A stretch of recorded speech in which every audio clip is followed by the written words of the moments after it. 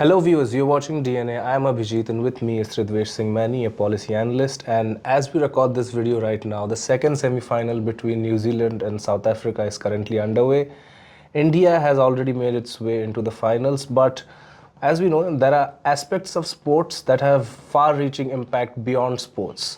So there are two topics that we would like to discuss today. One is the growing impact of specifically South Asian countries in cricket. How do you see that in the past 10 to 15 years? How has that changed? So see, on the one hand, obviously one of the teams just gone to the is India. India, right? And also what has happened is that while, for instance, generally, if you would be about maybe 20 years back or whatever, when we thought of Sharjah, when you thought of UAE, it was always India, Pakistan. India, Pakistan. But right, matches. Pakistan is out of the current Champions Trophy. Yeah. And on the other hand, even the other two South Asian teams, that's Bangladesh and Afghanistan, they're also, but they have got out after giving a tough fight. So Afghanistan specifically. And overall, if one would, not just the Champions Trophy, but others, even Bangladesh has been playing reasonably good, if one were to compare with earlier. So within the landscape of South Asian cricket itself is witnessing a change. And Afghanistan clearly stands out, right? So we could see, and it's not just one, there have been several upsets. So I think first is that South Asian cricket landscape is changing, and the lesson is not just from within the region, but even other smaller teams. I mean, wherever Nepal, for exactly, example. and outside South Asia, also countries where cricket is getting popularized.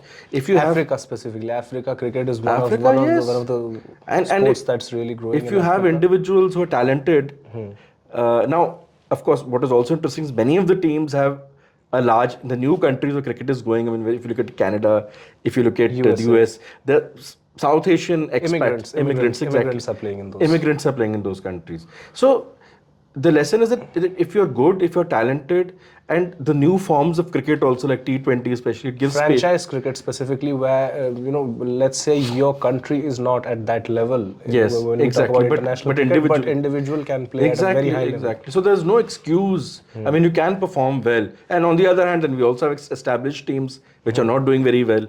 Sri Lanka, for example. Sri Lanka is not in the current Champions Trophy. We do not have West Indies. We do not have Sri Lanka. Yeah. Two of the teams. They are not there, and so there's the overall global landscape of cricket itself is changing. Where established teams are facing problems, and newer teams which are willing to. And of course, you see, the other thing is also you need to, unlike the earlier formats of cricket, you need to obviously be much more in sync, and the time frame for which. So, for instance, earlier at 50 overs or 20 overs has changed the whole.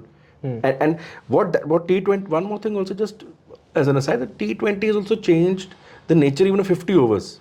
Of course. Because, for instance, like we were discussing just now, that earlier 250, 260, up to 280 or 300 certainly was a winning target. Used to be a par score. Nowadays, anything that is less than 300 is not considered. Yes. But just one thing I would also like to add, that perhaps I think this could, in the near future, could have a situation where there'll be some course corrections where the game is again made a bit more even, so that even bowlers have more of a chance. Because what that could do is that the so-called low-scoring matches still have their own matches below 300, which are thrillers. They have their own, and of course between different sorts of teams also. Now, if we talk about the whole of the 20th century, the entire administration of cricket was dominated by four countries majorly: South Africa, England, New Zealand, and Australia. Now that compass is shifting towards Asia. How is that going to impact cricket as a whole? How is that going to impact the choices that are made at the top level? I think, that it's because within Asia also, obviously it's not monolithic, right? So India and other India has about, let's say, 90% of entire stake in terms of the funding at ICC. Yeah, yes. So obviously a lot of the choices are going to be dictated by India. India and I think apart from Asia also, like you said, other Africa, because it's not one is the dominance in terms of obviously overall cricketing performances, then the administration and all. But if it has to spread, then geographically it has to spread much faster. So everybody has to be a stakeholder. You could also soon have other African countries also becoming more proactive. Now, the question is that I think the major challenge is balancing the fact that cricket is spreading also all over, and yet ensuring that we have quality cricket. It doesn't become a situation where uh, you know you- you're scoring 400, 380, 400, and that's also fine. I mean, if you're doing it out of your skills, but because the rules are pitched in a particular, it's not so much only about geography, it's also about the rules being pitched in favor of, let's say, the batsman. So some course at some stage, I mean, I would not say I'm a cricketing guy, but even as a spectator, a lot of spectators have those. We still enjoy games which are not very high scoring, but are thrillers. Right. But on the other hand, if you have, it's taken for granted that somebody makes 380, and if the pitch is challenging and yet you make those runs, that's a very different thing. But if your pitches are tailored to making scores, and then it just becomes because, as I said, I mean, Yeah, I mean, if we take one dimension out of cricket entirely, which is the bowling aspect of it, then obviously the matches are so not that going to be that is something, irrespective of the geography or whatever else. I think that issue needs to be addressed, and we also need to have to, again, as an aside, that without making too many changes, we need to also ensure, because still you also have a market for Test cricket. Of course. So how do you balance the spread with the overall quality also? Because sometimes, many times when you're spreading, you want to spread things. So in that, obviously, you're playing more T20 cricket. Now you don't want to compromise. Now, on the side note, if we talk about the spread of cricket, how cricket is going to spread as a global sport, I think T20 is the format. T20 that's is going the to format, spread it. yes. If someone is, let's say, some children, a group of children start playing cricket in China, they are not going to understand the concept of Test cricket, that there is one innings, there is another innings, but we say them there are going to be 120 balls each side.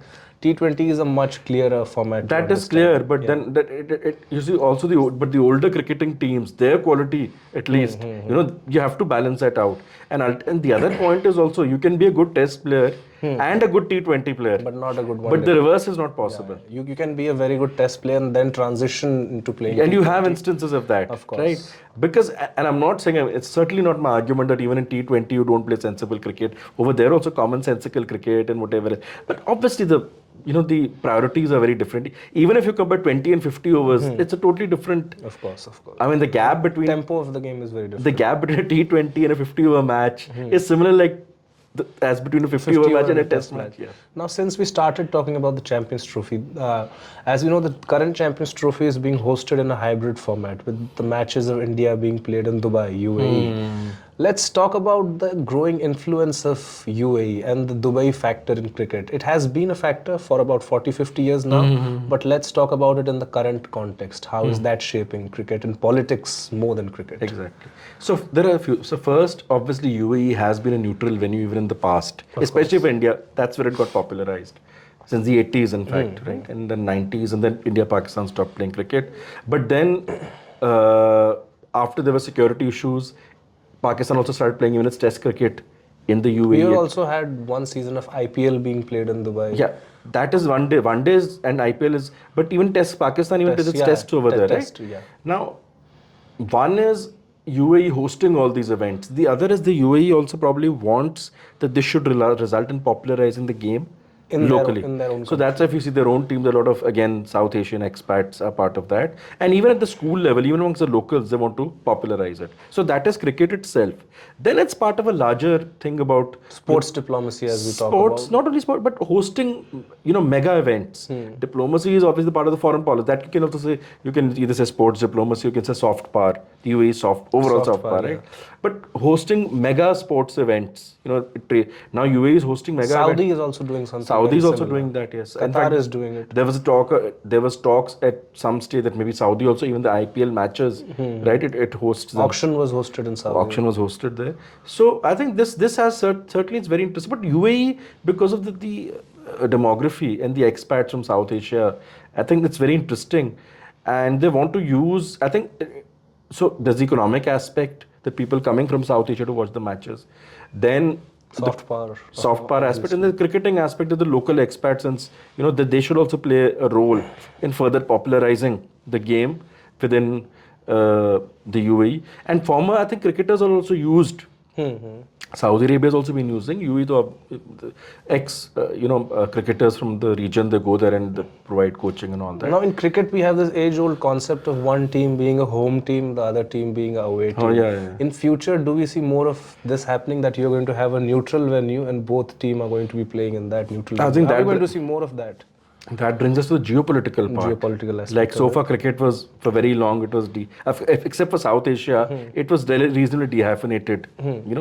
From now this certainly will be an issue in the future. And if you have venues like UAE available, then it's also an alternative, right? Of course. Now, I think it would be interesting to see if UAE, this experiment, is taken forward from 50 overs to even test cricket at a certain stage. That countries may play, you have countries from both other nations and they play in UAE at some Now, stage. talking at a political level, what is it that UAE offers that internationally it is chosen as a venue, and it's like a go-to venue when people do not have any other option to go to?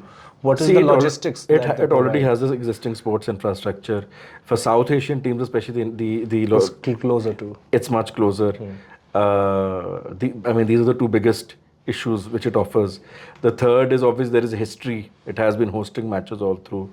And the fourth is, you see, as you said, the commercial aspect is very important. So there's also something at the back. There are other venues also, but you know that you're going to get an audience. You have a captive audience in the form of South Asian expats, and because even the locals, they have been interested in the game since the 80s when the India And I think another aspect is that you can find reliable conditions in UAE, because we tried hosting cricket matches in USA, but we saw the kind of pitches we got out there. It was not I think very conducive for cricket. That is a new experiment. But we've also, in the past, you've tried things like the Singa Cup in Singapore also, but nothing has worked out the UAE.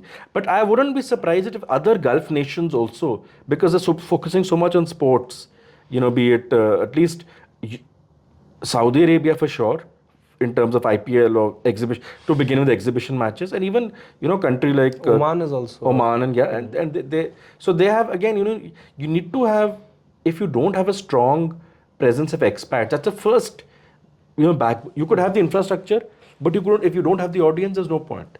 So that's a very strong starting point. And then of course the locals and others, they also get involved in it. But coming back, just to conclude, I think the overall, the UAE's this is very much, it fits into UAE's overall increasing emphasis on soft power. Obviously cricket, and on top of that, there are other advantages. You're giving a boost to tourism, because whoever is coming, you'll have people just to come for the matches. Then obviously, if you buy those tickets also over there, you're strengthening the cricket infrastructure also over there. So there are multiple benefits. But the key, I think, is the soft power angle. This is the angle of the soft Yes. power. Yeah. Right, so viewers, here we are discussing about the ongoing Champions Trophy and the greater impacts of it beyond sports. For more such content, keep watching DNA.